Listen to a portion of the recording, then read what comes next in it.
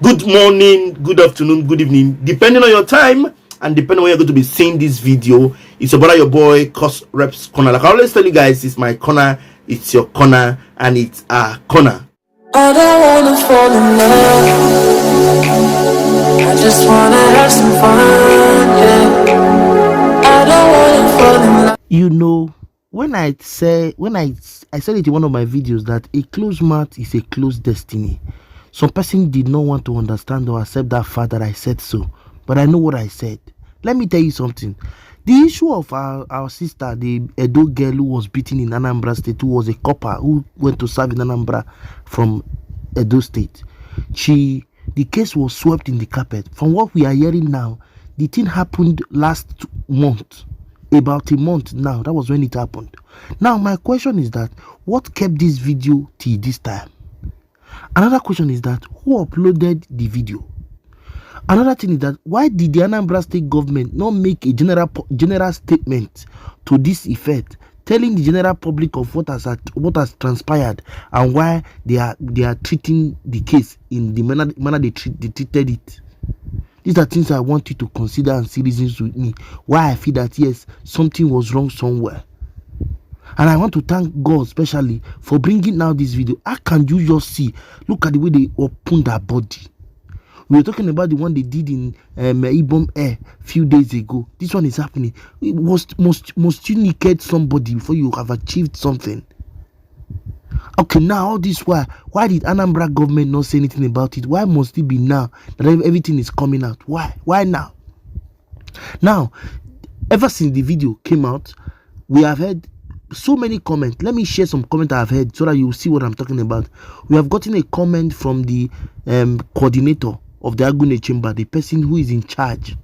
After that, we got a comment from the state government, the state governor. That's the state government. After that, there's a comment I got from the professor, a professor who worked in the UN before.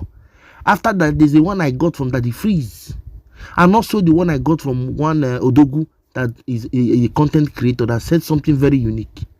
This video, we were not aware of this video. We didn't know that this video, something like this existed. Why did they keep it till this time? These are questions we need to ask.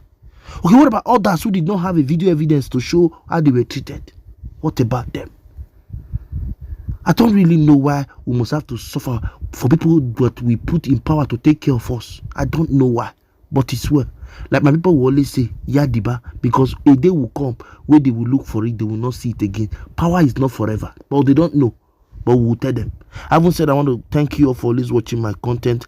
I want to appreciate for the love and the care. For those of us who have not subscribed or followed us on social media platform, please I beg you, subscribe to the channel, like, comment, and share so that we can move this ministry to the permanent side. Come on, next time you see me on screen, guys. I leave us with various videos which I have combined to one on the reaction after Nigerians saw the video of how vigilante men dehumanized the lady, nakeding her and beating her, and the reaction gotten from men within Nigerians, meaning Anambarians, even the Anambra State government and the coordinator of the vigilante group. All what they said, a professor, every person's reaction. Just watch this video and please give me your comment, your advice, your conversation. Let's keep it coming in the comment section after watching this video. On the 23rd of July 2025, we received the report that the operatives of udoghachigroup, the exercise of the operations in Oba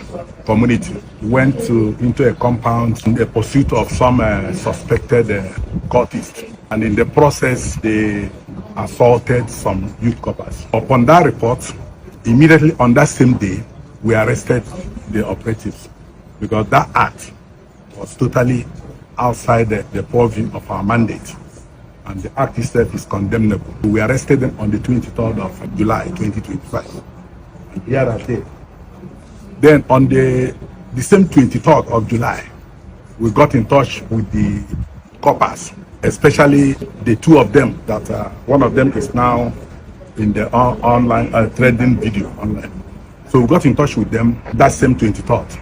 Then took them to the hospital for medication, and we paid the hospital bills.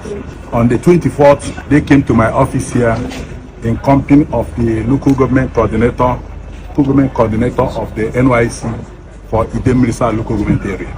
And we brought out the suspects for proper identification, and the coppers were able to identify them as the people that perpetrated the act.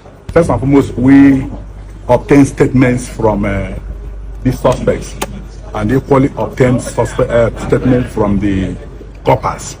And we told the coppers next step we were to take, which was to hand them over to police for investigation.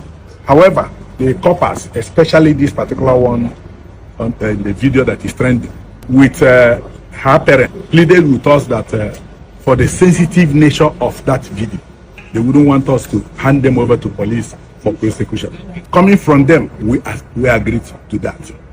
And there and then, they listed out some of the things they claimed were damaged, including laptop, phones, and other things. And we paid. Since then, because we couldn't proceed with their prosecution immediately, we kept them because we have our own code of conduct. So they have been facing our own internal disciplinary measures, because we told the family that anytime you are ready, you are willing, that we take them to court. And right now, as you've seen them, in further demonstration of our openness and our readiness to be fair to everybody, we are going to take them now, with or without the girl and members of our family. We're going them to the police and hand them over to the police. We are not shielding anybody. There is no scapegoat. The governor of Anambra, charlessoludo, he has not sent us out to molest anybody. The core mandate of this outfit is to complement the federal security agencies in the protection of lives and properties in Anambra. Udoghachigroup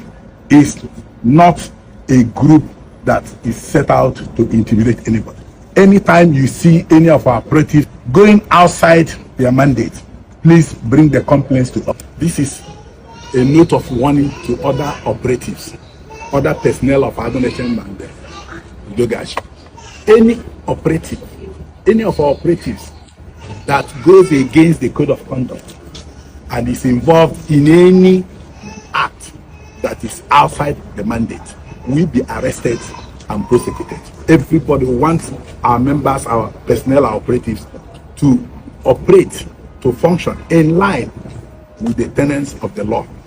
There is a law, there is the Anambra Homeland Security Law, there is the laws of the Federal Republic of Nigeria, there is these rules of engagement, and there is our code of conduct. I want to use this opportunity once again to apologize to the coppers, to apologize to them, and to apologize to members of their family, and also members of the public and in the Anambra, because these men went on this thing as members of Udoghachi. So we apologize to them. And as I said earlier, because it happened in July 23rd, on 24th, when we met with them, all their demands, we have met all their demands. That is without prejudice to the fact that we are still punishing this. To assure them, these coppers, and any of the coppers in Anambra State, that their security is guaranteed. You are quite right. What happened on July the 23rd, and I want to emphasize this, that this incident happened on July 23rd, almost a month ago. Coincidentally, it's coming out on social media a month after. It was, my friend, get away, you're distracting me. I don't know, my people, they're just all over the place, distracting us, as it were. This event happened on the 23rd of July, and this is, we're very law-abiding people. Rule of law, security of life and property happen to be our #1 agenda. That's the #1 in our 5-pillar agenda. And our people swung into action immediately. Immediately this was brought to the attention of our Homeland Security team, and those guys were arrested instantly, and then the victim was approached, and some restitution instantly met. I understand that the briefing I got was that her phone was damaged, and some others' phones were damaged in the process, and they were all made well. There was some restitution to that effect. It was taken care of medically, And then those guys were apprehended, first suspended, and the investigation ongoing. But I understand initially that the family of the parents or the family of the victim was quite reluctant to go for any prosecution or further, taking the matter because, well, for whatever private considerations, they didn't want that to go forward. But finally, this has now come on. We've still had to do the needful. Those guys have been, they were arrested in custody, and they've been on suspension pending the outcome of the investigation. And just recently, in fact, I just received a letter today, dated yesterday, from the NYSC director in the state, giving me, summary of what had happened and so on and so forth, and now indicating that the family wants, the matter to go forward, and that's welcome. Just like I said, we're people of the rule of law. Even as a person, I'm always for rule of law. The law must take its course, regardless of who is involved. But again, you got to hear both sides of the case. But whatever the matter, that was my, I thought it was quite despicable, the scene that I saw on video. I was quite outraged and whatever, because I have got 4 beautiful daughters, and I couldn't imagine that happening to any of my daughters. Whatever the crime, whatever the thing is, nobody deserves to be treated that way, under no circumstance whatsoever. If there were criminals or suspected criminals or whatever thing, you arrest them and will prosecute them for a due process. It's not going to, have these brutal, beatings and so on and so forth. That's not who we are. We've condemned that in strongest of terms, and of course, the due process of law will take its course. Yeah, terrible. We are becoming so beastly, brutish. The brutality and impunity is out of this world. I really wept when I saw that video, and one of the first things I tweeted was like, who recorded this, who shared this, how they have debased this young woman, how they've taken away her dignity, violated her sanctuary, everything.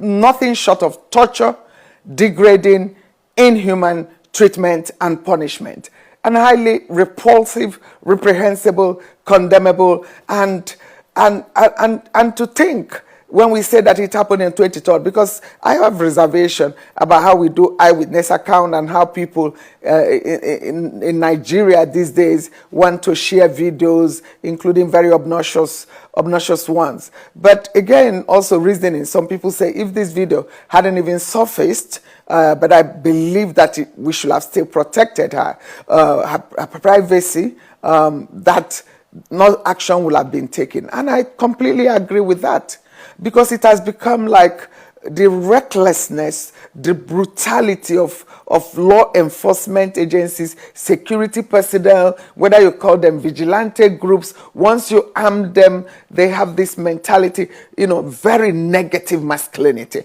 and the mentality of power over you, and they just go on about their job without care. I was just wondering, how many women would they have raped? How many people would they have disappeared? How many people would they have killed without anybody knowing? How many people would they have extorted money from? How many people who they have silenced, who they have traumatized, who may never break their silence? This is the time for them to come out. Because for me, enough is enough. We have for far too long, as a people, bearing this impunity. We need public education, enlightenment, accountability is key. There is low prosecution, because I listened and I watched personally on TV, one of the essays to the governor in Anambra just yesterday saying, oh, we know where they are, they've been cautioned, we can get them when we want. So nothing happened. Somebody did things like what they did, and they were just, you know, going about their business as normal. It's just because this video surfaced that they are being held to account. Yes. So it shouldn't be so. We should never normalize this type of behavior. It's abhorrent, and it's zero tolerance for this gender-based violence, for this type of torture. We have laws, and extant laws must be implemented. Great. This youth corps incident that happened in Anambra is an embarrassment to Anambra State, an embarrassment to our government. How does this government deploy our children to places that are hostile to them? I have a daughter who is serving right now. What if she was deployed to Anambra State? Is this what we'll be dealing with? Now, this one way, if woman do something, they go begin to come out her cloth. When did this one start? How has this become a culture for us? Yes, I know we like jungle justice in this part of the world, but can we even do this justice in dignity? Waiting, if woman come out cloth, does she talk better? Because I don't understand the rationale. This just needs to stop, and it needs to stop now. This video I'm making now is in regards to the post I made yesterday. I just want to let you guys know that the governor of Anambra State has fired those men that assaulted the Edo girl, the copper who came to serve in Anambra State. Thank you so much, Saludo, and I wish you do more. And now I encourage people to keep recording any incident that you see, because most of these security men don't like to see people recording them. If you see where they're doing any sort of things or any sort of maltreatment to anybody or abusing power, record it, and the likes of us will make the video go viral. Thank you.